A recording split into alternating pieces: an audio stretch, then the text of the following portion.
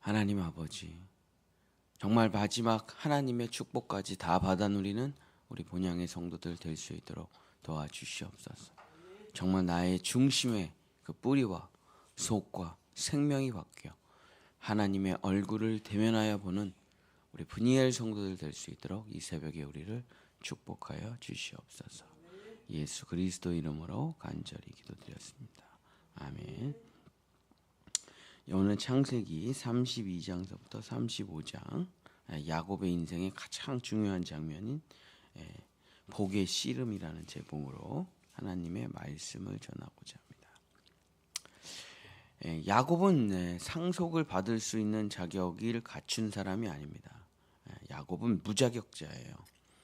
그러나 예수 그리스도의 옷을 입고 예수 그리스도의 이름을 쓰므로 은혜를 받은 거죠. 우리는 친아들이 아닙니다. 우리는 양자예요. 하나님의 아들이 된다 할 때 우리는 예수 그리스도 덕분에 양자가 되는 거지 친아들은 아니죠. 친아들은 예수님 한 분밖에 없습니다. 그래서 우리는 예수가 받아야 될 복을 누리는 거예요. 우리가 값없이 누린다 그래서 다 공짜인가 보다 그러고 함부로 생각하면 안 되고 예수님이 값을 치르신 거예요. 우리는 공짜지만 예수님은 값을 치르신 것입니다. 야곱이 이제 그 복을 다 누리는 거예요. 집에서 쫓겨나 홀로 광야에 서 있으면서도 이제 아내를 만나서 가족을 만나서 엄청난 부자가 됐죠. 이제 야곱에게 이제 마지막 축복이 필요해요. 그게 바로 고향으로 돌아가는 축복이죠. 그래서 고향으로 돌아간다는 건 뭐냐면 진짜 자기의 육신의 고향으로 돌아간다는 게 아니라 천국 백성이 된다는 거죠. 하나님의 진짜 사람, 온전한 사람. 이게 쉽게 말하면 뭐냐면 거듭남입니다. 거듭남. 이제 아브라함과 이삭의 이야기가 무엇을 설명하고 있습니까? 예수 그리스도의 십자가의 은총을 설명하고 있는 거죠. 대속의 은총. 자, 그럼 야곱의 이야기는 뭘 설명하고 있습니까? 그 예수 그리스도의 십자가의 은총을 통해 내가 어떻게 거듭나는지를 설명하는 것이 야곱의 이야기죠. 자, 그럼 요셉의 이야기는 무슨 이야기입니까? 거듭난 이후에 어떻게 하면 하나님의 그 사명을 가지고 살아갈 수가 있느냐, 민족을 구원하는 이야기죠. 그래서 이 아브라함, 이삭, 야곱, 요셉은 이제 구원이라는 것이 무엇인지를 전체 과정을 설명해주는 이야기라고 할 수가 있죠. 그러니까 야곱이 제일 중요한 장면이 오늘 창세기 32장서부터 35장에 이 약복과 나루터에서 이 씨름하는 장면인데 여기가 무슨 파트냐면 인간이 어떻게 구원을 받는가, 인간이 어떻게 거듭나는가, 인간이 어떻게 존재가 변하는가, 인간이 어떻게 생명이 변하는가. 그래서 대부분의 기독교인들은 이 얘기를 모릅니다. 저도 평생을 교회를 다녔지만 이 얘기를 들어본 적이 없어요. 착하게 살아라, 열심히 살아라, 기도해라, 뭐 11조 내라 이런 얘기는 들어봤지만 어떻게 거듭나는지를 몰랐어요. 제가 오늘도 제자훈련원에 캠프를 들어가는데 거기서 처음 듣고 아 이거구나. 근데 나중에 이제 성경을 쭉 읽어보니까 세상에 야곱이 씨름하는 장면이에서 그 거듭나는 게 무엇인가, 생명이 바뀐다는 게 무엇인가, 내 눈으로 하나님을 본다는 게 무엇인가가 다 기록되어 있죠. 근데 그냥 읽으면 이 본문이 야곱이 뭐 씨름을 했나 보다, 끝까지 버텨가지고 뭐 복을 받았나 보다, 뭐 그럴 수도 있는데 깊이 묵상을 해보면은 되게 의문점이 많은 얘기들입니다. 첫 번째, 씨름이란 게 뭐냐 이게 씨름. 이스라엘 사람인데 무슨 씨름을 하냐 이거죠. 삿바 메고 씨름을 하나? 그 뭐 일본 사람은 뭐 스모를 하고 몽골 사람은 뭐 야차를 하고 그러나? 도대체 씨름이라는 게 뭐냐? 창세기 32장 24절 25절. 야곱은 홀로 남았더니 어떤 사람이 날이 새도록 야곱과 씨름하다가 자기가 야곱을 이기지 못함을 보고 그가 야곱의 허벅지 관절을 치매 야곱의 허벅지 관절이 그 사람과 씨름할 때 어긋났더라. 도대체 누구랑 무슨 씨름을 한 것이냐 이게 나루토에서. 근데 이게 이제 우리 이제 씨름이니까 이제 우리가 진짜 이제 우리 추석 때 하는 씨름을 생각하는데 그런 게 아니라 히브리어로 아바크라는 말인데 먼지가 뿌옇게 일어나다 이런 뜻입니다. 먼지가 뿌옇게 일어나다. 자, 아담은 뭘로 이루어져 있습니까? 먼지로 이루어져 있죠. 먼지. 그러니까 먼지가 뿌옇게 일어나다는 말이 뭐냐면 자기 자신을 부셔버린다는 말이에요. 자기 자신을 파쇄한다는 말입니다. 십자가에 자신을 못 박는다는 거예요.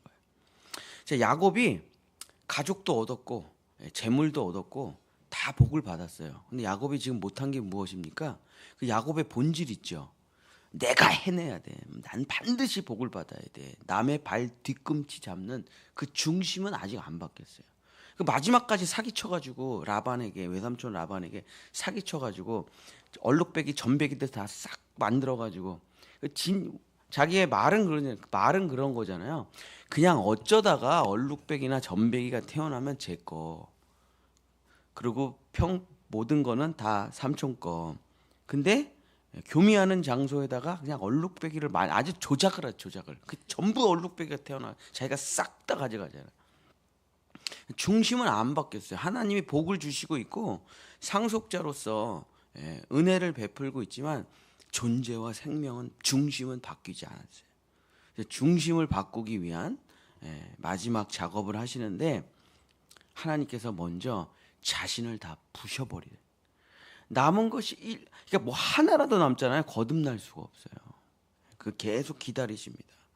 그냥 자기의 원래 상태, 자기의 원래 모습 99.99%가 부셔졌는데 0.001%가 부셔지지 않았어요. 거듭나지 못합니다.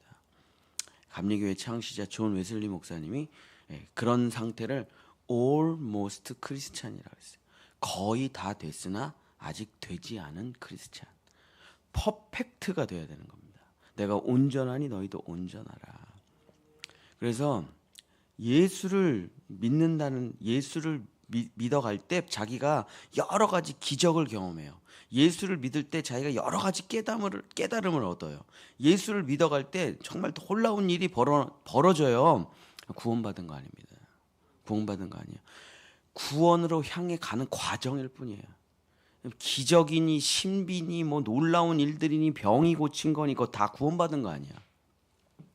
구원받은 거는 자기가 다 부셔지고 자기 안에 예수 그리스도의 생명이 들어와 다시 새 창조가 돼야 돼요. 그게 구원받는 겁니다. 그러니까 야곱이 지금 뭘 하고 있습니까? 자기의 모든 것을 부셔버리고 있는 거예요. 그 이기심, 그 욕망, 그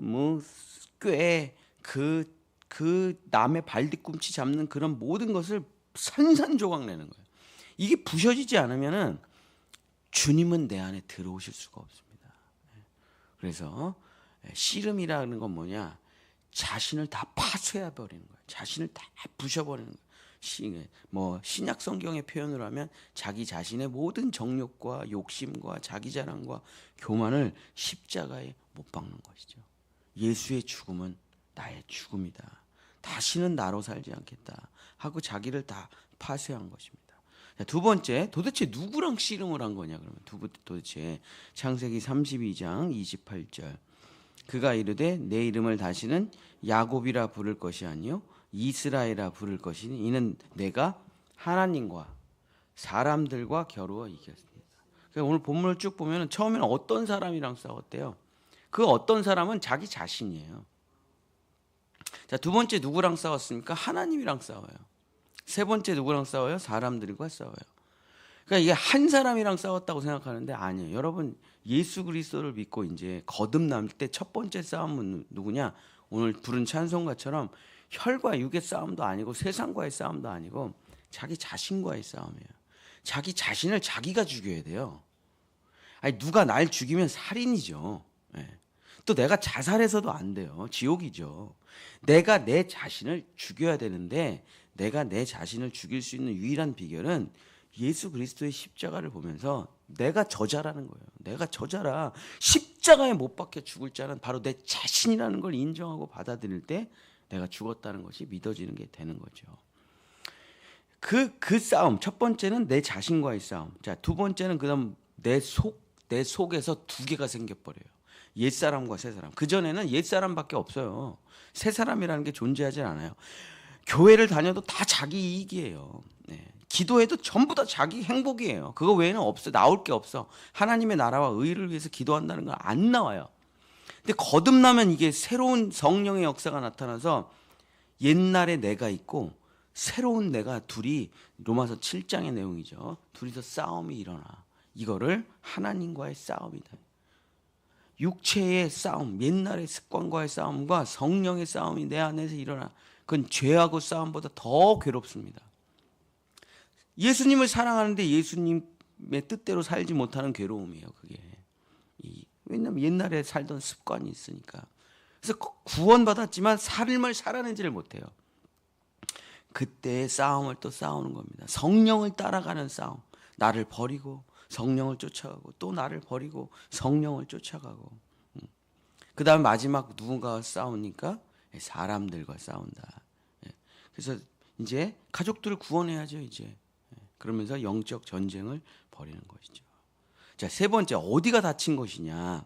창세기 32장 25절 자기가 야곱을 이기지 못함을 보고 그가 야곱의 허벅지 관절을 치매 야곱의 허벅지 관절이 그 사람과 씨름할 때 어긋났더라. 그러니까 이 여기를 말한다고 생각하는 거예요. 사람들이 여기 대퇴뼈 허벅지 관절. 근데 히브리어로는 카프라고 되어 있어요. 그냥 허벅지 관절이라고 되어 있지 않고 카프. 가장 중심에 가장 오목한 곳 이렇게 되어 있습니다.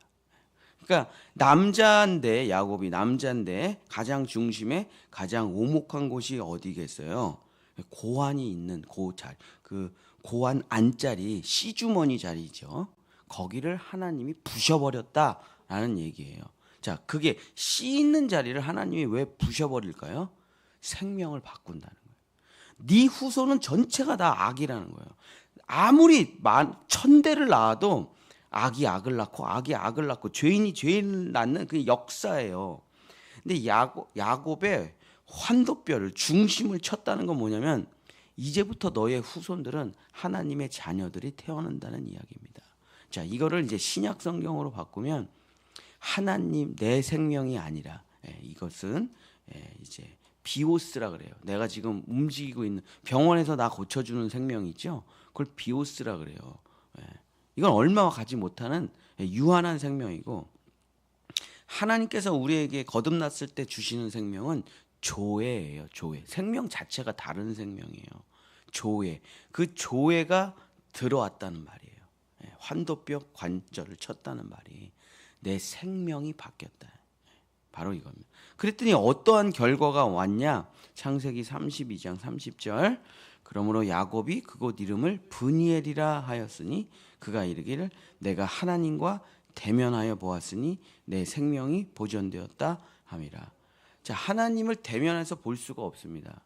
즉각 심판받고 사형으로. 자, 죄인은 경찰을 볼 수가 없어요. 바로 잡혀서 구속되는 거죠. 그러니까 죄인의 인생이라는 건 평생 도망 다녀야 돼요. 하나님은 사랑의 하나님이시기도 하지만 하나님은 심판자 하나님이시기 때문에 우리가 하나님을 대면하여 볼 수가 없다는 거죠. 근데 야곱은 생명이 바뀌고 하나님을 대면하여 봤다는 건 뭐냐면 아까 존 웨슬리 목사님 설교를 내가 인용한 것처럼 완전해졌다. 완전. 장로교는 이걸 인정하지 않아요. 완전해지는 건 불가능하다고 생각해요. 근데 그러면 성경의 오류에 빠집니다. 성경 곳곳에서 내가 온전하니 너희도 온전하라. 내가 거룩하니 너희도 거룩하라. 너희는 나의 아들이 되리라. 이런 모든 구절을 해석해 보면 영어로 뭐라고 나오면 퍼펙트라고 나옵니다. 퍼펙트. 그러니까 이게 인간의 입장에서 부담스러운 거예요. 물론 저도 인정합니다. 부담스럽죠. 어떻게 인간이 하나님처럼 되냐. 근데 인간이 하나님처럼 된다는 게 불가능하다 그러면 우린 불교인이에요. 결국에 조금 착해지는 거예요. 그러면 예수님이 십자가에서 죽을 필요가 없어요. 그냥 참선하면 돼요. 결혼 안 하면 돼요. 고기 안 먹으면 돼요. 그냥 속세를 떠나면 돼요. 그럼 어느 정도는 일정 착해집니다. 그러나 속은 하나도 안 바뀌어요. 목사님들 얼마나 패싸움 많이 합니까? 스님들 얼마나 패싸움 많이 해요.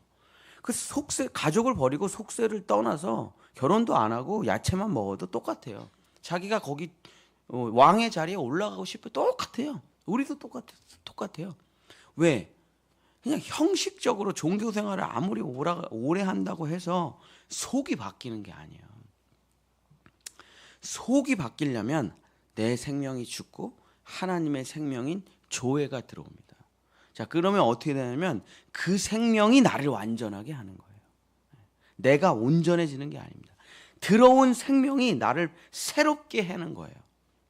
그랬더니 그 생명이 하나님의 생명과 같은 생명이에요. 하나님의 생명과 내 생명이 다른 생명이면 어떻게 하나님과 우리가 교제를 하고 살아갈 수가 있겠습니까? 하나님의 생명이 내 안에 들어왔기 때문에 내가 하나님을 이제 대면하여 볼 수 있는 완전한 자가 된 것이죠. 이것이 우리가 받는 하나님의 가장 중요한 축복입니다. 사랑하는 본향의 성도 여러분, 말씀을 마치겠습니다. 드디어 아무도 아담 이후로 아무도 해본 적이 없는 일, 바로 야곱이 하나님의 얼굴을 대면하여 보고 모든 것을 회복해 낸 것입니다. 사랑하는 본향의 성도 여러분, 우리가 물질의 축복도 필요하겠죠. 뭐 자녀들의 축복도 필요하겠죠. 뭐 여러 가지 인생을 살아가는데 정말 축복이 많이 필요합니다. 근데 그것은 세상에서 잠시 쓰다가 버리는 것들 뿐이에요. 뭐 돈 아무리 있으면 뭐예요? 그냥 일시적으로 잠깐 쓰다가 버리는 것뿐이죠. 그러나 반드시 영원히 지녀야 될 축복이 있는데 그게 뭐냐? 하나님의 생명이라는 것입니다. 그것은 반드시 우선적으로 받아야만 정말 구원을 받는 거예요. 교회를 다닌다고 다 천국 가는 게 아니에요.